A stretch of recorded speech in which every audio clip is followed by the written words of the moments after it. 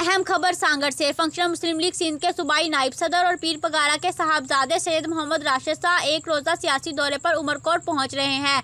गुज़िश्ता रात राजा हाउस मीरपुर खास पहुंचने पर जिला सदर मुबारक महर और दीगर पार्टी रहनुमाओं ने इस्तकबाल किया। आज सैयद मोहम्मद राशिद शाह उमरकोट शहर में महमूद मंजिल पर मुनक्किद वर्कर्स कन्वेंशन से खिताब करेंगे। इस मौका पर फंक्शनल मुस्लिम लीग रहनुमा और हर जमात के चीफ खलीफा फ़कीर कादर बख्श मंगरियो, खान मोहम्मद महर, खिजर हयात मंगरियो और दीगर जलसे से खिताब करेंगे। वर्कर कन्वेंशन में पीर साहब पगारा की हदायत पर फंक्शनल मुस्लिम लीग की तंजीम को मजबूत बनाने, मौजूदा सियासी, समाजी और माशी सूरत हाल पर इजहार ख्याल किया जाएगा। दर-ए-असना सैयद मोहम्मद राशिद शाह मुख्तलिफ मकातब फ़िक्र, हर जमात के मौज़ीन, जमाती अहदेदारान, मजहबी रहनुमाओं, वकला, सहाफ़ियों और दीगर कारोबारी और सियासी शख्सियात से भी खिताब करेंगे।